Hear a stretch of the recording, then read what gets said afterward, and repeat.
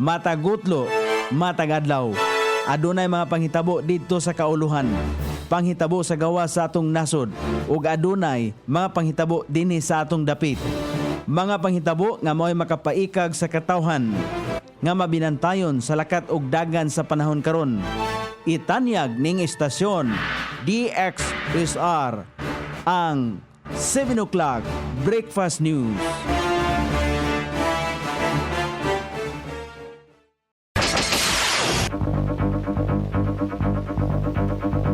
Higala, kumusta? May buntag Iligan, may buntag Mindanao, may buntag Pilipinas. Adlaw Martes karon pitsa 10 ni buwan sa Hunyo ning tuiga 2025. Sangan sa ato station manager Pastor Ruben Sulapas kini ang inyong KSR Kabisaya Nonay B ang mohatod sa hanay sa balita sa alas 7. O karon sa uluhang tudling sa ato mga balita, nagbaligya og Shabu gisikop sa kapulisan. New branding sa City Tourism gilusad. Sa kauluhan, si Police Philippine National Police Chief Torre III gipasali nga dili na masubli pa ang nahimong extrajudicial killing sa nakalabayng administrasyon. Kapin 5,000 ka mga kapulisan gipakatag sa NCRPO alang sa uplan balik eskwela sa Metro Manila. 40% sa kinatibukang kaso sa HIV sa Quezon City natala sa mga estudyante. Sa gawa sa nasod, mga mangga gikan sa Pilipinas gibaligya karon sa Italy. Balita sa kinabuhing Kristohanon, pastor sa India naghimo og pamaagi aron mapaabot ang ebanghelyo pinagi sa iyang negosyo. Kini ang uluhang tudling sa ato mga balita nga dalit kanato ning istasyon. DXSR 106.7 sa inyong FM dial. Ang bugtong radyo sa Dakbayan Siligan nga nagsibya sa Balangka Sulatan, pinasubay sa inspired and preserved, not simply dictated King James Version sa Angkor Broadcasting Corporation. O karon sa kompleto nga detalye, gisikop sa pulis si alias Giovanni, 43 anyos, Minyo, driver o residente sa Zone 9, Erlindaville, Barangay del Carmen, sakop ni Dakbayan Siligan. Kini human nakuhaan og 3 ka large og 3 ka small size sa sachet nga gituang Shabu nga motimbang kini og 14.57 grams nga adunay market value nga 95,200 pesos. Sumala pa sa suspect nga gisugo siya sa pagbaligya sa maong Shabu og miangkon usab siya nga naggamit ini kanhinang nabilanggo ang suspect tungod gihapon sa illegal nga droga. Ang suspect ana karon sa pulis sa Station 5. Opisyal nga gilusad sa City Tourism Office ang bagong branding nga adunay slogan nga Majestic Waterfalls and Beyond. Kini atol sa flag ceremony kagahapon adlaw Hunyo 9. Sumala pa ni Hana Mi Padilla ang in charge sa City Tourism nga buot nila nga mamahimong inclusive ang branding nga dili lamang sa pagpromote sa nindot nga mga waterfalls sa syudad apan ma-discover usab ang uban pa nga mga nindot nga talan-awon og kultura nga mamahimong ma-experience nga sa mga turista nga mobisita sa Iligan. Aduna usab bag-ong tour packages diin highlight nini ang Interfaith Tour Package nga nagpakita sa kultura o relihiyon. O karon sa balita sa kauluhan, masaligon si Philippine National Police Chief Police General Nicolas Torre III nga dili na masubli pa ang nahimong pagpatay o extrajudicial killings sa nakalabang administrasyon nga maoy gigamit aron masumpo ang mga krimen, partikular na ang droga sulod sa nasod. Tataw sumala pa niya nga hugot niyang gikondinar ang mga nahimong pagpatay o dili usab niya awhagon ang mga pulis pulis nga mubuhat sa naasoy klaseng binuhatan sa oras nga mogawas ang mga pulis sa judicial process ang gilayon kining ilhon nga kriminal nga angay nga maoy tigpatuman sa balaod o katungod sa matag tao. Si kinsa man ang musupak sa kamanduan ang magatubang sa mga tukmang silot o imbestigahan sa tabang sa Commission on Human Rights.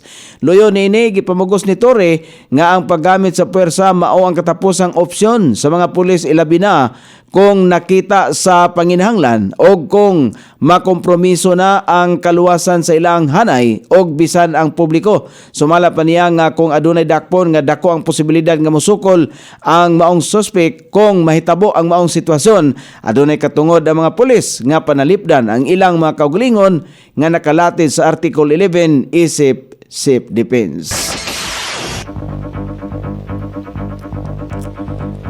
Mokabat sa kinatibuk ang 5,344 ka mga kapulisan ang gideploy sa National Capital Region Office sa tibok Metro Manila isip kabahin sa Uplan Balik Eskwela. Sumala pa kang NCRPO Chief Police Major General Anthony Abirin.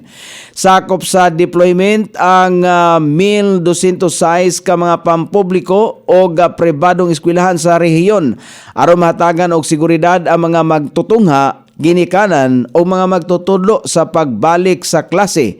Dugang paniabirin, kini mao ang pinasubay sa direktiba ni PNP Chief Police General Nicolas Torre III nga maghatod og paspas og epektibong serbisyo publiko.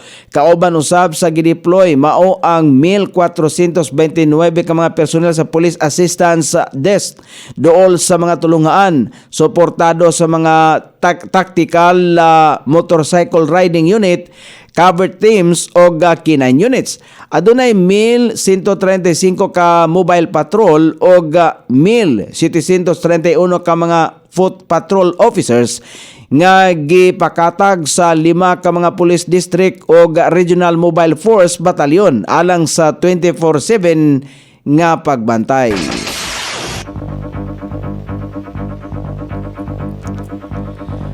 Natala sa Quezon City ang 40% sa bagong kaso sa Human Immunodeficiency Virus, HIV, nga sumala pa sa City Health Department nagagikan sa mga estudyante nga nasa edad 15 hangtod 24 anyos. Dugang niini sa kinatibuk ang kaso nga natala sa syudad nga adunay ihap nga 421 ka mga kaso gikan sa Enero hangtod sa Mayo nining tuiga. Medyo mas taas kini og 2.43% kumpara sa 411 nga natalang kaso sa susamang panahon sa nakalabayng tuig. Samtang padayon nga nagtanyag ang syudad og libreng HIV testing, counseling og treatment sa mga pampublikong health facilities niini. Una nang gikataho sa Departamentos Panglawas nga adunay 5,101 ka mga bag-ong HIV cases ug 145 na ang namatay tungod sa HIV/AIDS. Sa unang quarter sa 2025, mas taas halos 50% kumpara sa susamang panahon sa nakalabayng tuig o equivalent sa 57 nga nadugang kada adlaw. Pahimangno sa Departamentos Panglawas nga ang Pilipinas na karon ang adunay pinakapaspas nga pagtaas sa HIV cases sa Western Pacific, kung asa mitaas og 500% ang kaso nga nasa edad 15 anyos patubang sa 25 sa nakalabay nga dekada. Lakip sa bag-ong kaso ang usa ka 12 anyos nga bata nga gikan sa Palawan. Tungod niini gisugyot ni Health Secretary Teodoro Herbosa ang pag-ila sa HIV isip National Public Health Emergency aron mapakusgan pa ang pagtinabangay sa tanang sektor sa gobyerno. O karon sa balita sa gawa sa nasod, nataho nga anaa sa mga Pinoy nga tindahan sa nasod sa Italy ang mga mangga nga giangkat gikan sa nasod nga Pilipinon. Kini natuman tungod sa pagtambayayong sa Philippine Chamber of Commerce and Industry sa Italy og sa Philippine Embassy sa Rome. Sumala pa sa embahada nga ang pag-angkat o mga mangga sa Italy sinugdanan pa kini og andam sila nga mag-angkat og mga produktong Pinoy sa umaabot nga panahon. Nagpasalamat usab ang embahada sa Italia tungod sa pagtugot sa mango export.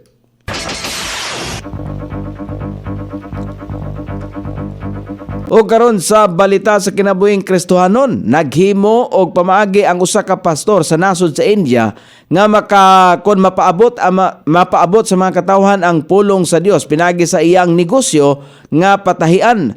Nahinumduman niya nga kaniadtong niaging 17 ka tuig nakasinati siya og mga problema sama sa pagpangulata og hulga sa kinabuhi tungod lamang sa pagpakailap sa maayong balita. Tungod nini, gisugdan niya ang ihang negosyo nga patahian human nga nakadawat siya og financial nga suporta og dito niya mas gipakailap ang pulong sa Dios. Sa kasamtangan, nagpasalamat siya sa Dios tungod sa malampuson nga natiman ang iyang negosyo og ang panagtigom nga iyang gisugdan. O karon sa pagbanabana sa kahimtang sa dagan sa panahon, ang hanging habagat makaapektar sa Central ug Southern Luzon, ingon man sa Kabisayan ug dinhi sa Mindanao.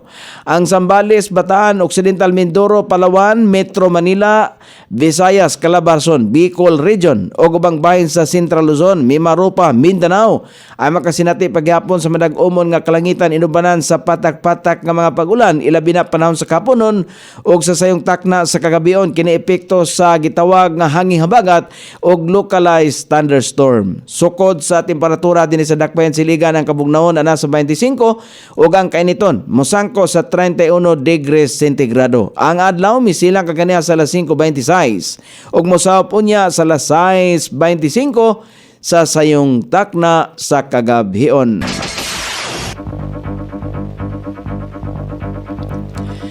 Inyong nabati ang kinatibuk-ang hanay sa balita sa alas 7 nga dalit kanato ning istasyon DXSR 106.7 sa inyong FM dial.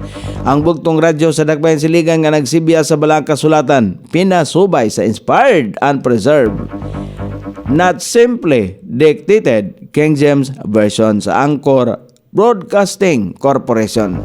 Sangan sa tigsuhat sa atong balitang international og sa kinabuhing Kristohanon pitjan sa balita lokal Coney Island sa ato station manager Pastor Ruben Solapas. Kini ang inyong KSR Kabisaya Nonibi. Magpasalamat og maingon mayong buntag Iligan.